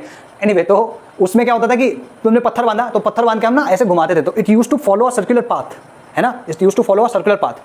तो सर्कुलर पाथ क्यों फॉलो कर रहा है? क्योंकि टेंशन ऑफ द स्ट्रिंग, जो स्ट्रिंग में टेंशन है वो उसको सेंटर की तरफ खींच रही है, सेंटर की तरफ खींच रही है। तो इसमें अगर तुम देखो तो इसको इलेक्ट्रॉन भाई सर्कुलर ऑर्बिट में मूव कर रहा है, इसको सेंटर की तरफ कौन सी वो खींच रही है? Force, electrostatic force. This is equal to K(Q1Q2) upon R square, K(Q1Q2) upon R square, ठीक। अच्छा, इसी पत्थर के ऊपर एक बाहर लगता हुआ फोर्स भी था, ठीक है, which is called centrifugal force, जिसकी वैल्यू mv²/r है। अब इस केस में लेट्स से कि इसका जो एटॉमिक नंबर है वो Z है, तो इसके अंदर जो चार्ज होगा वो Z ही होगा, इलेक्ट्रॉन के ऊपर चार्ज जो क्या है E है। तो हम कह सकते हैं therefore net force should be 0, net force should be 0, ठीक है। तो क्या आएगा? K(Q1Q2) upon R square. ये Rn है, किसी भी nth ऑर्बिट की बात हो रही है यहाँ पे, और यहाँ पे क्या आएगा? mv² अपॉन Rn, ठीक है। तो हम ये कह सकते हैं K(Q1Q2) अपॉन, या फिर इनफैक्ट हम इसको Z और E दोनों डाल सकते हैं, ZE² upon Rn equals to mv²। ये ध्यान रखना है भाई, ये एक तुम्हारा और फॉर्मूला हो गया। तो तुमने यहाँ पे 3 फॉर्मूले देखे। पहला फॉर्मूला किस चीज़ का देखा था? पहला फॉर्मूला तुमने देखा, सबसे पहला फॉर्मूला कौन सा था? एक तो ये हो गया, एक डेल्टा ई वाला हो गया। सबसे पहला फॉर्मूला कौन सा था भाई? अरे मैं क्यों भूल रहा हूँ भाई? सबसे पहला फॉर्मूला था तुम्हारा अच्छा हाँ, E इक्वल टू ई नहीं, angular momentum is equal to NH/2 MVR equal to NH/2 तो यहाँ पे मैं तीनों फॉर्मूले लिख रहा हूँ। एक फॉर्मूला तुम्हारा ये हो गया और एक फॉर्मूला हो गया तुम्हारा MVN/RN इक्वल टू NH/2 और थर्ड है तुम्हारा delta E equal to H nu और HC/λ। तो ये तीन फॉर्मूले तुम्हें याद रखने हैं, इंपॉर्टेंट चीज़ें हैं ये N है, हाँ ये N है, ये H है, ठीक है। तो ये तीनों फॉर्मूले तुम्हें याद रखते हैं, बहुत बहुत इंपॉर्टेंट है। कितना टाइम हो गया? 53, ठीक है। बाकी की बातें करते हैं, ये फॉर्मूलों से हम आगे चीज़ें डिराइव करेंगे, ठीक है। इसको मिटा देते हैं अब इसमें लिखो मेरिट्स एंड लिमिटेशंस। मेरिट्स और लिमिटेशन की बात कर लेते हैं कि इसके मेरिट क्या है और इसके लिमिटेशंस क्या है। तो जो लिमिटेशंस मैं बताऊंगा ये सारे के सारे लिमिटेशंस तुम्हारे NCERT में है और कुछ चीज़ें भाई हमने डेफिनेटली पढ़ी नहीं, लेकिन मैं लिखवा रहा हूँ, ठीक है। और लिखवा दूंगा तो बाद में हम उनको देख भी लेंगे कि उनका मतलब क्या है, ठीक है। तो what you need to do is basically, अच्छा यहाँ पे मैंने कुछ लिखवाया ना, इसमें बस ये लिख लेना, electrostatic force will be equal to the centrifugal force, और फिर बाकी फॉर्मूला तुमको मैं लिखवा चुका हूँ, छोड़ दो इसको। अब बात करते हैं मेरिट्स और लिमिटेशन। तो मेरिट्स में लिखो, फर्स्ट मेरिट द एक्सपेरिमेंटल, इस मॉडल की मेरिट कैसे चेक हुई? The experimental value of radii and energy in hydrogen atom. तो हाइड्रोजन एटम के जब रेडियाई को चेक किया गया और उनकी एनर्जीज को चेक किया गया तो वो इसके कैलकुलेशन, जो इनकी कैलकुलेटेड वैल्यू थी उसके काफ़ी आसपास आई। तो लिखो the experimental value of radii and energies in hydrogen atom are in good agreement with that of the calculated values of Bohr model, with that of the calculated values of Bohr's model. Second लिखो Bohr's concept of stationary state of electron. ये जो stationery state का concept उन्होंने बताया, क्यों होगा ये नहीं बताया, लेकिन जो होगा उससे एक्सप्लेन क्या होता है कि ये एब्जॉर्प्शन और जो हाइड्रोजन स्पेक्ट्रा जो भी हम पढ़ेंगे उसको एक्सप्लेन कर देता। लिखो Bohr's concept of stationary orbits, Bohr's concept of stationary orbits explains the absorption and emission spectra of hydrogen or hydrogen-like atoms, hydrogen-like species कह लो, not atoms, hydrogen-like species, ठीक है। नेक्स्ट लिखो the experimental values of the spectral lines. ये लिख लो, इसको अगर नहीं भी समझ में आ रहा है स्पेक्ट्रल लाइन्स क्या है तो वो समझ में आ जाएगा, don't worry about it, but लिख लो इसको। The experimental values of spectral lines of hydrogen spectrum, the experimental values of spectral lines of hydrogen spectrum are in close agreement by the calculations of with the calculations of Bohr's theory, with the calculations of Bohr's theory। तो ये तीन point जो हैं ये तुम्हारे school में पूछे जा सकते हैं, जेई में ऐसा कोई रेलेवेंस नहीं है इसलिए बहुत ज़्यादा वो भी नहीं कर रहा हूँ, बस इनको लिख लेना। अभी इसमें जो थर्ड पॉइंट है वो आगे अभी हम हाइड्रोजन स्पेक्ट्रम देखेंगे, मतलब नॉट टुडे, टुमारो, ठीक है। ठीक है, अब लिमिटेशंस की बात कर लेते हैं। लिमिटेशन, पहली लिमिटेशन तो सिंपल ये है ना कि ये जो मॉडल है ये डिफाइन ही वन इलेक्ट्रॉन सिस्टम्स के लिए गया है। अब वन इलेक्ट्रॉन सिस्टम या तो हाइड्रोजन हो सकता है या हाइड्रोजन लाइक स्पीशीज हो सकती हैं। वो हाइड्रोजन लाइक स्पीशीज कौन कौन सी हुई? जैसे एक इलेक्ट्रॉन चाहिए ना, तो He के पास दो होते हैं, मैं इसके ऊपर पॉजिटिव चार्ज डाल दूं तो इस पर एक इलेक्ट्रॉन आ गया। लिथियम के पास अगर मैं 2+ चार्ज डाल दूं तो इसके पास भी एक। बेरिलियम के पास मैं 3+ चार्ज डाल दूं, या बोरॉन के पास मैं 4+ चार्ज डाल दूं, तो इन सब में अगर तुम देखोगे ये आयंस हैं with one electron in them. इनके न्यूक्लियस में चार्ज ज़्यादा हो सकता है, अग्रीड, लेकिन इनके पास इलेक्ट्रॉन जो है वो एक ही है। इन सारे हाइड्रोजन को मिलाकर ये जो चार है इन सारों के लिए ये मॉडल एप्लीकेबल है। अगर तुम बोलो हाइड्रोजन के अलावा सिर्फ सीधे हीलियम की बात करो तो ये मॉडल उसके लिए एप्लीकेबल नहीं है। तो ये किसका सबसे बड़ा लिमिटेशन है। उसके बाद दो तीन छोटे छोटे हैं, लिखो it fails to explain the effect of magnetic field, ठीक है, ब्रैकेट में लिखना Zeeman effect. Fails to explain the effect of magnetic field, it is called Zeeman effect, ठीक है। And electric field called Stark effect, Tony Stark है ना, तो याद होगा आयरन मैन देखी होंगे ना, एवेंजर, ठीक है भाई। Stark effect of on the spectra of hydrogen की जो स्पेक्ट्रल लाइंस होती हैं उन पे ये जो मैग्नेटिक फील्ड या इलेक्ट्रिक फील्ड का क्या असर पड़ता है उसको एक्सप्लेन नहीं कर पाया। जब हाइड्रोजन स्पेक्ट्रम बताऊंगा तब ये चीज़ बता दूंगा कि हाइड्रोजन ये जीमैन और स्टार्क इफेक्ट क्या है, ठीक है जी। नेक्स्ट लिखो इसके बाद जो दो डिस्कवरीज हुई थी उसको एक्सप्लेन नहीं कर पाया था। पहली डिस्कवरी क्या थी? डी ब्रोगली की वेवलेंथ। तो लिखो डी ब्रोगली सजेस्टेड, वैसे डी ब्रोए होता है इसका नाम लेकिन हम लोग डी ब्रोगली बोलते हैं। D Broglie suggested that electrons like light have dual characters. जैसे लाइट का डुअल कैरेक्टर है, उसके पास पार्टिकल और वेव कैरेक्टर दोनों है, तो इलेक्ट्रॉन पार्टिकल कैरेक्टर है तो उस पार्टिकल के पास भी वेव कैरेक्टर होना जरूरी है। तो it could not, de Broglie suggested that electrons like light have dual character. This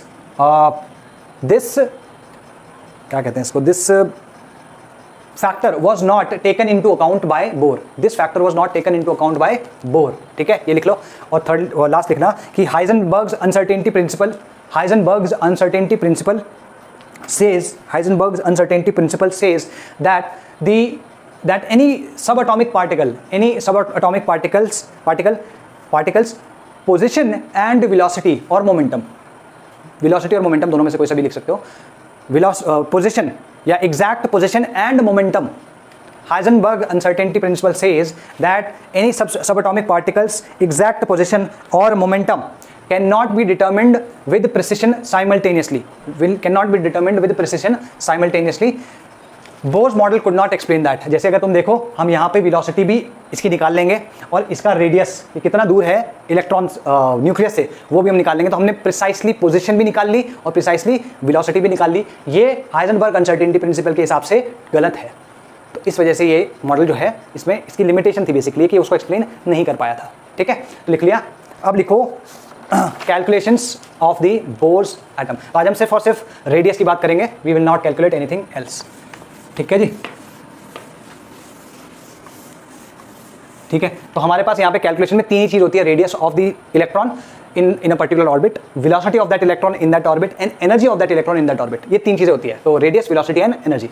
तो फर्स्ट इज कैलकुलेशन लिखना फर्स्ट, तो उसमें लिखना रेडियस ऑफ ऑर्बिट. ठीक है, जिस ऑर्बिट पे इलेक्ट्रॉन है उसका रेडियस क्या होगा. तो देखो यहाँ पर सिंपल सी चीज़ है. यहाँ पर हमारे पास एक सर्कुलर ऑर्बिट है जिस पे एक इलेक्ट्रॉन है. अगर तुम इलेक्ट्रॉन को देखो तो उसकी जो वेलोसिटी है वो एग्जैक्टली इस डायरेक्शन में है. और यहाँ से इसको तुम ज्वाइन करोगे तो ये आर हो गया डिस्टेंस, ये आर डिस्टेंस हो गया. ठीक है जी, ये आर डिस्टेंस हो गया. ये वेलोसिटी तुम्हारी वी एन हो गई और ये इनफैक्ट आर एन मान लो. ठीक, इधर जो फोर्स एक्ट कर रहा है that is M V square, V N square upon R N. और यहाँ जो फोर्स एक्ट कर रहा है that is E equal to K Z E square upon R N square. ये क्या है, इलेक्ट्रॉन है तो इसका चार्ज ई हो गया और यहाँ पे चार्ज जेड ई हो गया. अभी हमने ये देखा ही था कि दोनों के दोनों फोर्स इक्वल हैं. तो K Z E square upon R N equals to M V N square upon R N. Sorry, ठीक है जी. यहाँ से क्या जाएगा, K Z E square upon M, या ये समझ लो upon R N equals to M V N square. ये तो एक चीज़ हो गई. दूसरा चीज़ हमें पता है, क्या पता है कि भाई M V R equals to N H upon 2 pi. ठीक है, क्लियर होगी ये बात. तो ये जो दोनों इक्वेशंस हैं इनको हम ध्यान से देखें तो इसमें के जेड ई एम एच पाई 2, अगर इसके अलावा देखें तो कौन सी दो चीज़ें हैं जो कि हमें मालूम नहीं है. एन भी वैसे फिक्स्ड है, किसी भी जिस पर्टिकुलर ऑर्बिट की बात करें वो तो हमें पता ही होगा ना. तो हमारे पास यहाँ पे वी एन है और आर एन है जो कि अननोन है. दो अननोन, दो equation. Can we solve this? Yes. तो क्या कर सकते हैं, इसको स्क्वायर कर दो. क्या आएगा, M E square V N square R N square equals to N H upon 2 pi का होल स्क्वायर. यहाँ पे एम वी स्क्वायर की ये वैल्यू डाल दो, या इनफैक्ट ऐसे करो ना यार, क्यों इतना सरदर्दी ले रहे हैं. वी की ये वैल्यू उठा के यहाँ डाल दो. वी की क्या वैल्यू आएगी, V N equals to N H upon 2 pi M E R N. ठीक है, ये वैल्यू आएगी इसकी. सिंपल है, इसको साइड उठा के यहाँ डाल दो. लिख लो K Z E square upon R N equals to M E into N square H square upon 4 pi square M E square R N square. तो एम ई से ये कट गया, आर एन से ये कट गया. यहाँ क्या आ जाएगा, R N equals to N square H square upon 4 pi square K, sorry 4 pi square M E, इसको मैं यहाँ ले आया ना, और एम ई तो नीचे ही है, और इन दोनों को, इन तीनों को मैं यहाँ ले आया. क्या आया, के जेड ई स्क्वायर. ठीक है, तो यहाँ पे लिख रहा हूँ इस वैल्यू को, R N equals to N square H square, या यूँ समझो N square into H square upon 4 pi square M E into K into E square. और जेड को मैंने बाहर ले लिया. ठीक है, ये वैल्यू ध्यान रखना. हालांकि फॉर्मूला तुम्हें कोई पूछने वाला नहीं है, हो सकता है स्कूल में पूछ ले, लेकिन ऐसा कोई जे में पूछने वाला कोई सवाल नहीं है इस पर. ठीक है भाई, मेंस में तो वैसे आजकल कुछ भी पूछ सकते हो, मेंस में शायद आ सकता है. इतना ध्यान रखना. इसमें ध्यान रखने वाली बात क्या है, पहली चीज़ तो के की बात है. के क्या है, K is equal to 1/4 pi epsilon naught. मैं पहले बता चुका हूँ, इसकी वैल्यू होती है 9 × 10⁹. ठीक है, इन एम के एस सिस्टम. और अगर सी जी एस सिस्टम होगा तो 1 होगी. के इक्वल टू 1. तो यहाँ पे लिख लो K is equals to 1/4 pi epsilon naught. इसमें इसकी वैल्यू होती है 9 × 10⁹ एम के एस में. एम के एस सिस्टम होता है ना, मीटर के जी एन सेकेंड, और इक्वल्स टू 1 होगी इन सी जी एस सिस्टम में. ठीक है, ये ध्यान रखना है. ठीक है, ज़्यादा सोचना नहीं है, ध्यान रखना है भाई. अब हम कहाँ थे, R N R N R N R N R N ला ला ला ला. ठीक है जी. एच तुम्हें पता है क्या है, इसकी वैल्यू हमें पता है, 4 हमें पता है, पाई हमें पता है, तो ये तीनों की वैल्यू पता है, एम ई हमें पता है, के की वैल्यू हम देख ही चुके हैं, ई की वैल्यू हमें पता है, तो ये पूरा का पूरा जो है this part, this is a constant. जो वेरी हो सकता है वो ये दो वैल्यूज हैं। हम किस ऑर्बिट की बात कर रहे हैं उस पर एन की बात वैल्यू डिपेंड करेगी। हम किस एटम या स्पीशीज की बात कर रहे हैं, मतलब एच की बात करें, He+ की बात करें, Li2+ की बात करें, B3+ की बात करें या B4+ की बात करें, तो उस पर Z डिपेंड करेगा। क्लियर होगी बात? तो यहां पर हम देख सकते हैं that Rn is directly proportional to n square और Rn is inversely proportional to Z और Rn is n square upon Z। ये ध्यान रखना है। बाकी जो ये इन जनरल ध्यान रखना that Rn is directly proportional to n square upon Z। ठीक है जी, ये क्लियर हो गया? तो इसमें बाकी जितने भी हैं सारे कांस्टेंट है, इफ बस ये दोनों ही हैं तो हम कह सकते हैं इनके ऊपर ये इस तरीके से डिपेंड करता है भाई। ठीक है, तो गॉट इट? ओके, तो अब इसमें ये सब तो हमें याद रहेगा नहीं, तो अगर मैं इन सब की वैल्यूज इसमें डाल दूं तो ये जो मैंने रेड से किया है ना, ये इसकी वैल्यू आती है 0.529 एंगस्ट्रॉम। इसकी वैल्यू इतनी आती है, तो मैं इसे ऐसे भी लिख सकता हूँ that Rn is equals to n square upon Z into 0.529 angstrom. ठीक है ना, 0.529 एंगस्ट्रॉम। तो जो Rn है that will be a multiple of this. अगर मैं इस वैल्यू को डिफाइन करना चाहूँ तो कैसे करेंगे? अगर मैं हाइड्रोजन की बात करूँ तो Z इक्वल्स टू 1 हो गया, और उसके फर्स्ट ऑर्बिट की बात करूँ यहाँ पे n इक्वल्स टू 1 हो गया, तो ये जो यहाँ पे लिखा हुआ है this is the radius of the first orbit of hydrogen. ठीक है, तो इसके नीचे लिख सकते हो this is the radius of first orbit of hydrogen. Clear होगी बात? ठीक है जी।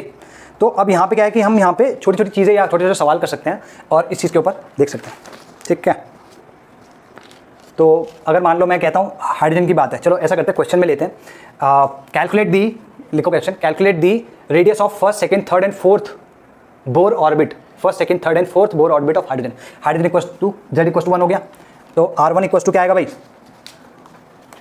R1 इक्वल्स टू क्या आएगा?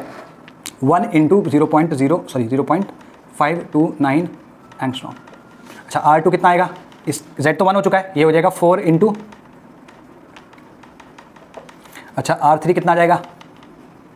ठीक है, 529 को कभी कभी लोग 0.53 भी लिख लेते हैं भाई, तो ये अगर लिखा हो तो गलत नहीं है। कभी कभी इसको 52.9 पिकोमीटर भी लिखते हैं लोग, तो ये भी गलत नहीं है। ठीक है, यहाँ पे आएगा 9 इंटू 0.529 एंगस्ट्रॉम और R4 कितना आएगा? 16 इंटू 0.529 एंगस्ट्रॉम। तो क्लियर होगी ये बात? ठीक है, तो अभी इस पर कुछ क्वेश्चन करेंगे, पहले इसके ग्राफ्स देख लेते हैं। ठीक है, ये सारा मिटा रहा हूँ मैं, कुछ भी नहीं था इसमें तो यार, सब आता है तुमको। ठीक है जी, ग्राफ्स देखते हैं। अगर मैं बात करूं किसी, मतलब इस तरीके से, यहां पर En है और यहां पे n स्क्वायर है। ठीक है, तो क्योंकि और Z कांस्टेंट है, Z कांस्टेंट है, मतलब किसी एक पर्टिकुलर एटम या स्पीशीज के लिए बात हो रही है, Z कांस्टेंट है। तो En और Z ये क्या होता है? En equals to some constant C into N square upon Z। Z भी कांस्टेंट हो गया तो C इंटू एन स्क्वायर हो गया। एन स्क्वायर तुम्हारा x को रिप्रेजेंट करता है, इसको y को, और ये m हो गया। तो y इक्वल्स टू mx आ रहा है। y इक्वल्स टू mx क्या होता है? A line passing through origin. ठीक है, क्लियर होगी बात? तो अगर En raise to versus N square का करोगे तो ये आएगा। ठीक, और तुम्हें बता ही रहा हूँ कि केमिस्ट्री में बहुत अलग अलग तरीके के ग्राफ नहीं आते, दो ही तरीके ग्राफ होते हैं, या तो स्ट्रेट लाइन होगी या कुछ कर्वेचर होगा। अगर मैं En और n की बात करूँ तो यहाँ पे अगर देखो Z इसमें भी कांस्टेंट है, Z कांस्टेंट है। ठीक है, तो यहाँ पे ये क्या आ जाएगा?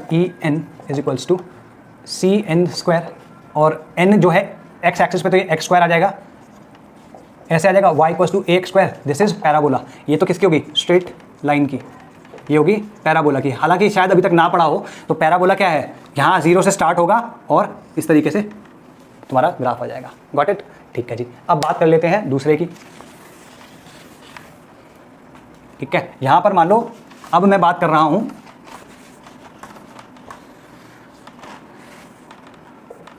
E वर्सेस 1/z की।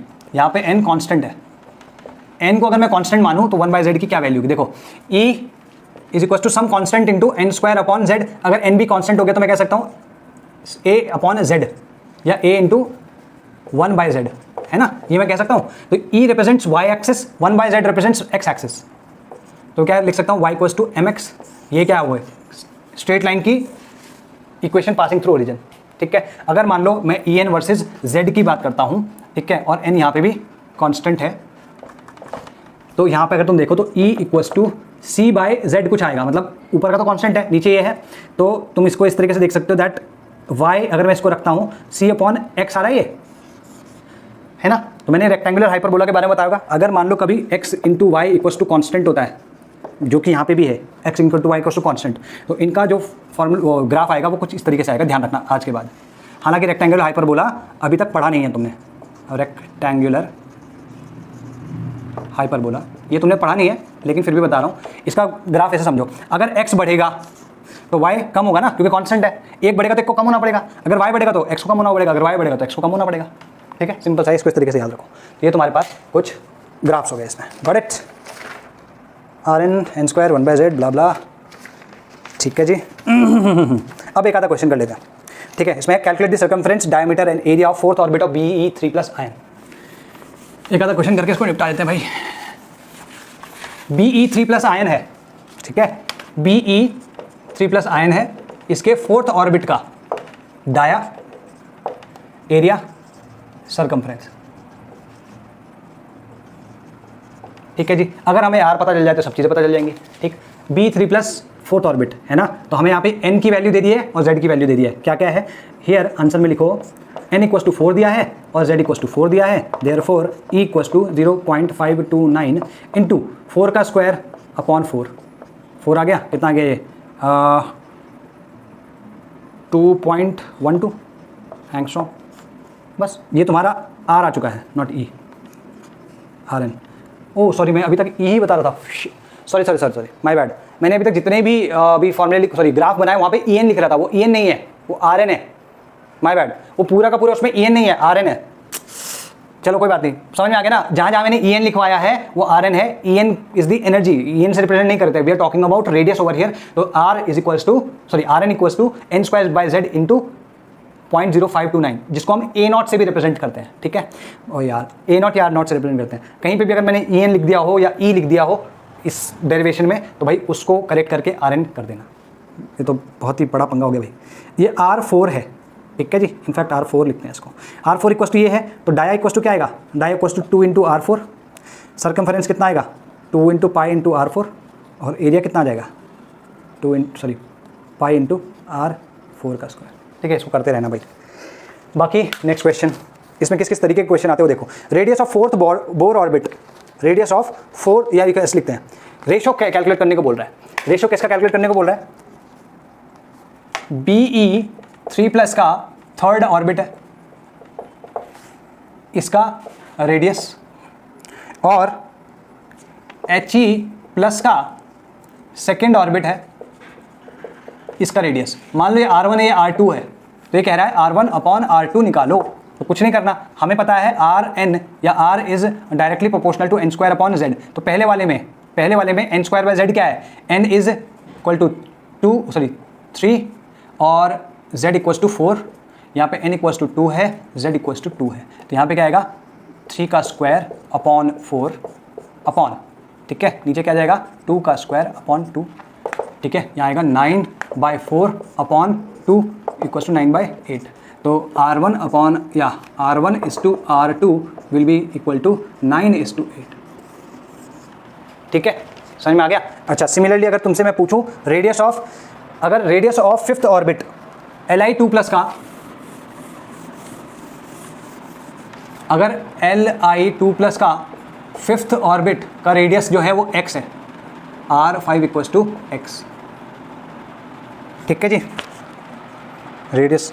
तो He+ के थर्ड ऑर्बिट का R क्या होगा, ठीक है, इन टर्म्स ऑफ x के टर्म्स में। तो कुछ नहीं है, पिछले क्वेश्चन जैसा ही है, हालांकि इसमें थोड़ा डिफरेंट दे दिया, तो कुछ नहीं करना। R मान लो R5 की यहाँ बात हो रही है और R3 की बात हो रही है। अगेन हम n स्क्वायर बाई z के प्रोपोर्शनल मानते हैं, तो क्या आएगा ये 5 का स्क्वायर, यहाँ पे z इक्वल्स टू कितना आएगा 3, z इक्वल्स टू 2, तो 5 स्क्वायर अपॉन 3 अपॉन यहाँ क्या जाएगा ये 3 का स्क्वायर अपॉन 2, ये कितना आ रहा है 25 इंटू 50 अपॉन 27, ठीक है। तो R5 यहाँ पे दिया हुआ है, R5 इक्वल टू 5 है, तो सही x है, x upon R3 equals to 50 upon 27, तो R3 equals to 27x upon 50, इस तरीके कुछ कुछ क्वेश्चन यहाँ पे बन जाते हैं, बाकी तो सब सिंपल है, कुछ नहीं है इसमें, सब सिंपल चीज़ें हैं। ठीक है जी। वेलोसिटी ऑफ इलेक्ट्रॉन, ठीक है, किसी भी ऑर्बिट में, किसी nth ऑर्बिट में वेलोसिटी ऑफ इलेक्ट्रॉन क्या होगी। तो हमें ये पता है कि देखो भाई mv/n इक्वल्स टू NH/2π, ये हमें पता था, है ना। कल हमने r की वैल्यू निकाली, Rn came out to be n²h²/4π² kz² e² और नहीं व्हाट वाज दी, देखो बताओ, मुझे भी याद नहीं है अभी तो। ठीक है, 2 नो डिड नॉट, कहाँ गया भाई, n² को 4π² m kz², ठीक है।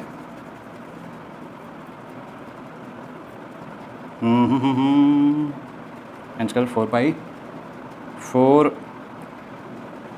4π² m e² kz, ठीक है। तो हमने देखा कि इसमें 0 पॉइंट, या यू कह लो इसको अभी ऐसे के ऐसे डाल देते हैं, ठीक है जी। Now if we put this value over here, हमारे पास सारी की सारी नोन टर्म्स में वैल्यू आ जाएगी। मतलब देखो MEVN into n²h²/4π² e² kz, ये आ गया, ठीक है। तो Vn क्या है, Vn इक्वल्स टू, अच्छा ये तो इक्वल तो मैंने लिखा नहीं, this is equal to NH/2π। ये जो एक्सप्रेशन था किसका था, एंगुलर मोमेंटम का था, ठीक है। NH से ये गया, पाई से पाई करके गया, 2 आ गया, ठीक है। तो हम कह सकते हैं that Vn is equal to, Vn will be equal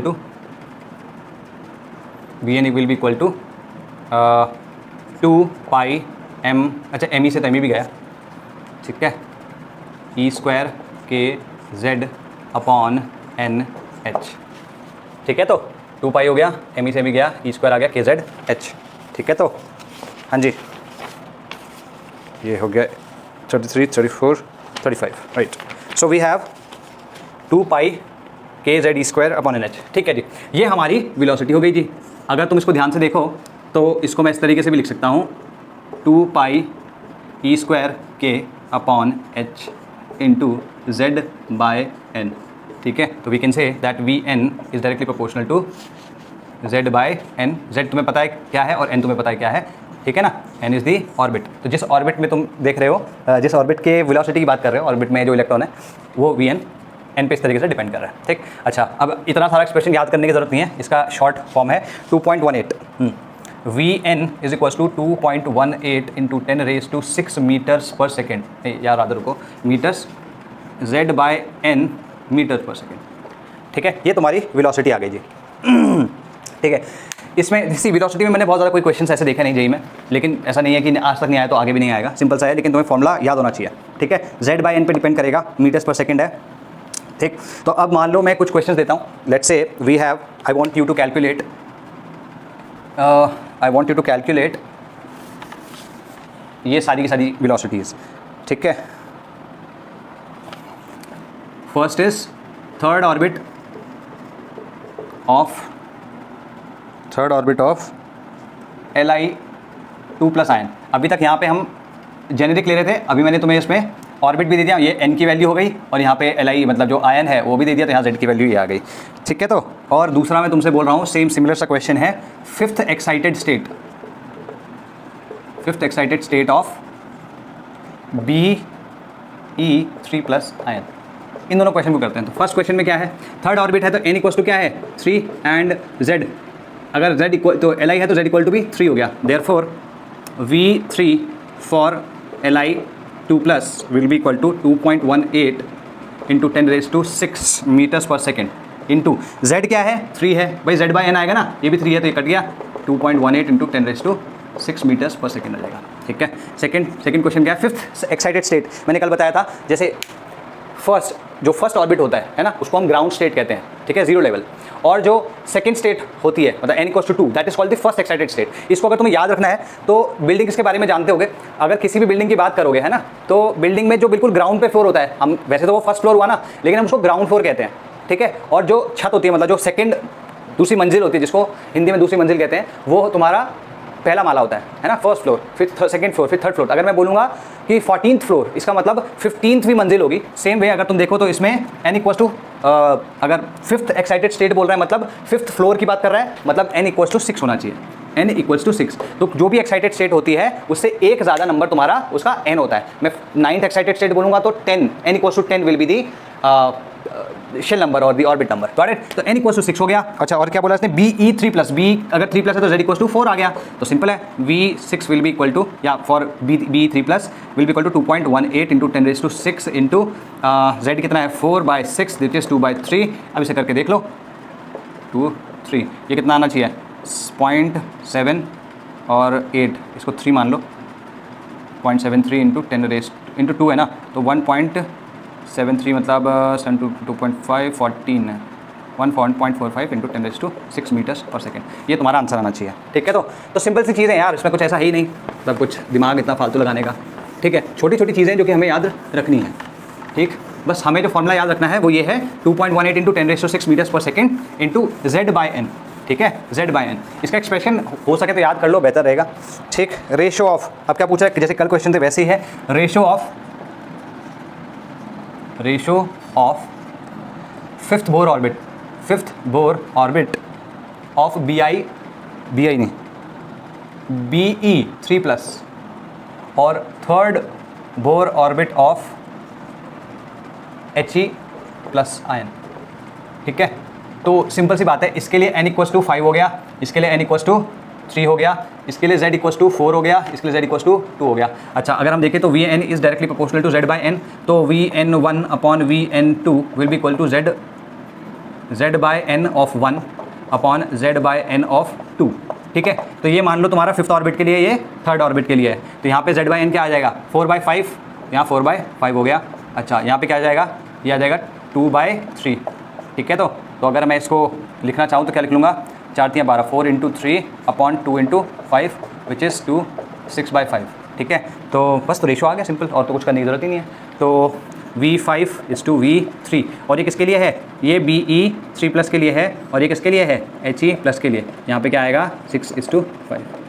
ठीक है जी, चलो जी, और ठीक है, तो इसमें जो क्वेश्चंस आते हैं इन जनरल जो क्वेश्चंस आते हैं वो या तो वेलोसिटी को लेके पूछ लेगा, या वो उसके मोमेंटम के बारे में पूछ लेगा।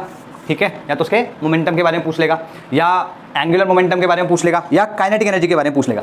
ठीक है, काइनेटिक एनर्जी के बारे में पूछ लेगा। Got it? तो इस तरीके से लिख सकते हो। अगर V तुम्हें दिया है या पूछा गया है तो उससे रिलेटेड तुम्हें मोमेंटम के क्वेश्चंस आ सकते हैं, मोमेंटम के questions which is m into V। ठीक है, यहाँ पे एंगुलर मोमेंटम के क्वेश्चन आ सकते हैं।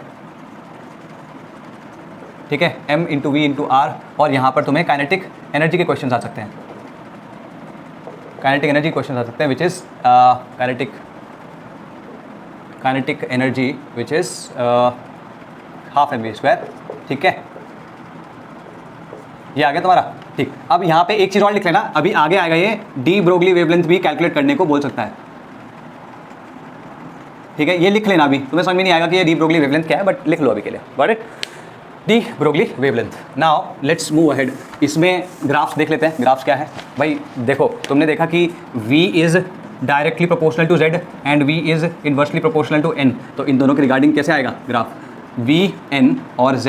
यहाँ पे N कांस्टेंट है, अगर मैं N कांस्टेंट रखूँ तो क्या होगा, V is directly proportional to Z, it will come out to be somewhat like this. ठीक है, तो ये तुम्हारा हो गया। अच्छा, V is to V N, इसको 1/n से करते हैं, 1/n। तो अगर तुम देखोगे तो यहाँ पे क्या है y, और 1/n x हो गया, तो y is directly proportional to x। Again it will be a straight line passing through origin, हालांकि एग्जैक्टली ओरिजिन नहीं बोल सकते। Got it? ठीक है जी, n कांस्टेंट, यहाँ पे z कांस्टेंट है। ठीक, नाउ अगर तुम्हें कोई पूछे कि भाई ये बता दो मुझे कि Vn इज़ टू n, मतलब x एक्सिस पे ये है, तो तुम इसी चीज़ को लिखोगे, ये क्या आ जाएगा y is equal to k upon x आ जाएगा। तो मैंने क्या बताया था, X Y equals to k, दो वेरिएबल्स का मल्टीपल अगर कांस्टेंट होता है तो कैसा ग्राफ आता है, रेक्टेंगुलर हाइपरबोला। जब एक चीज़ बढ़ेगी तो दूसरे को घटना पड़ेगा, एक चीज़ बढ़ेगी तो दूसरे को घटना पड़ेगा, एक चीज़ बढ़ेगी तो दूसरे को घटना पड़ेगा, और अगर ये बढ़ रही है तो इसको घटना पड़ेगा। ठीक है, तो one thing increases, the other decreases, the other increases, the first one decreases. ठीक है, तो ये बेसिक इसके बारे में है। First is your time period of revolution. वही अगर मान लो हमने बोर मॉडल में we saw that there is a nucleus and then there is this electron which is moving around this nucleus at vn velocity at a distance of rn. ठीक है, rn radius के circle में घूम रहा है with vn velocity. Got this? तो वैसे perpendicular नहीं बना, हालांकि this should be perpendicular to it. ठीक है, should be perpendicular to it. Got it? vn. Okay. Now अगर मैं बोलूँ कि कितने टाइम में, अगर मैं पूछूँ तुमसे कितने टाइम में ये एक चक्कर यहाँ से यहाँ तक लगा देगा, like what is the time period of this revolution around this nucleus. ठीक है, इस इलेक्ट्रॉन का कितना टाइम पीरियड है एक चक्कर लगाने का. ठीक, तो तुम्हें पता ही होगा कि भाई ये किस तरीके से निकालते हैं सर्कुलर मोशन, तो तुमने पढ़ा ही है. तो इसमें पाथ ट्रैवल्ड जो होगा, पाथ ट्रैवल्ड कितना हुआ, पाथ ट्रैवल्ड कितना हुआ भाई, path travelled will be equal to circumference is 2 pi rn. ठीक है, वेलोसिटी कितनी है भाई, velocity is vn. Therefore time period कितना होना चाहिए, टाइम पीरियड तुमको पता है ना भाई, distance is equal to v into T. ठीक है, तो t is equal to distance upon v, time is equal to distance upon, यहाँ जो path travelled distance upon v हुआ ना, डिस्टेंस अपॉन वेलोसिटी. यहाँ कितना होगा, path travelled is 2 pi rn upon vn. ठीक है, तो इसको अगर मैं लिखना चाहूँ तो लिखूंगा 2 पाई. अब जो मेरी दो वैल्यूज़ आई थी वहाँ पे, वो वैल्यूज़ को हम यहाँ पे डालेंगे. ये आया था rn की वैल्यू थी n square h square upon 4 pi square m e square z k square. ठीक है, if I am not wrong this is z e square k आया था, not k square, m z इसका k. ठीक है जी, I am correct. ठीक है, इसके बाद 2 पाई, ये vn की वेलोसिटी बता रहा हूँ, vn की वैल्यू बता रहा हूँ in terms of n z और बाकी जितने भी थे उसमें. 2 पाई, ये दोनों के दोनों हम निकाल चुके हैं, we have already derived these, इनको बस इसमें डालना है अब. ठीक है, तो ओके, तो यहाँ 2 पाई से 2 पाई कट गया. ठीक, अगर तुम ध्यान से देखोगे तो ये दोनों के दोनों ऊपर आ जाएंगे, तो we will get n cube h cube upon 4 pi square. 4 pi square तो ऐसे ही रह गया. Do we have an m over here? No, सिर्फ m को ऐसे लिख लो. e रेस टू 4 हो चुका है. z कितना है, z स्क्वायर हो गया है और k स्क्वायर हो गया है. तो अगर तुम इसे ध्यान से देखो तो मैं ये लिख सकता हूँ इसको, h cube upon 4 pi square m e 4 k square into n cube upon z square. तो ये वैल्यू याद करने की ज़रूरत नहीं है तुम्हें. You only need to remember that this time of revolution, अगर मैं इस टाइम को Tn लिखूँ, time of revolution in the nth orbit, this is directly proportional to n cube upon z square. क्योंकि देखो ये सारे के सारे तो कॉन्स्टेंट्स हैं. ठीक है, तो I can write this, this is what you need to remember. Got it? Okay, now let's talk about कि फ्रीक्वेंसी ऑफ रेवोल्यूशन क्या हो गया. फ्रीक्वेंसी क्या होता है, टाइम का रेसिप्रोकल. तो अगर मैं इसको डिफाइन करना चाहूँ तो कैसे डिफाइन करूँगा, I will be able to define it as number of revolutions around the nucleus. अच्छा, इसकी मैंने तुमको डेफिनेशन नहीं दिखी, तो लिखो इसकी definition. Time required to complete one revolution around the nucleus, time required to complete one revolution around the nucleus in any orbit is known as time period of revolution, is known as time period of revolution of that orbit. ठीक है, और frequency लिख लो, frequency of revolution. ठीक है, frequency of revolution, frequency of revolution. Frequency क्या होती है, frequency time period का उल्टा होती है. अगर मैं इसको डिफाइन करना चाहूँ तो मैं लिख सकता हूँ number of revolutions per unit time, और यूजुअली जो यूनिट होती है टाइम की वो सेकंड होता है, तो पर सेकंड भी लिख सकते हैं. लिखो इसकी definition, number of revolutions of electrons around the, number of revolutions of the electron around the nucleus is called, around the nucleus per second, around the nucleus per second. That's it, that's what your frequency of revolution is. तो हम देख चुके हैं that T is directly proportional to n square upon z square. तो यहाँ पे f को अगर कहूँगा तो that is 1 upon t, this will be directly proportional to z square upon n cube, not n square. ठीक है, तो बस तुम्हें इतना ही करना है, और इसका जो फॉर्मूला होगा वो तुम देख ही सकते हो. Formula will be 4 pi square m k square e 4 upon h cube into z square upon n cube. ठीक है, ये फॉर्मूला हो गया. तुम्हें फॉर्मूला याद रखने की जरूरत नहीं है, सिर्फ और सिर्फ ये याद रखो कि किसके प्रोपोर्शनल है. तो यहाँ तुम्हारा बोस मॉडल अल्टीमेटली कंप्लीट हो जाता है.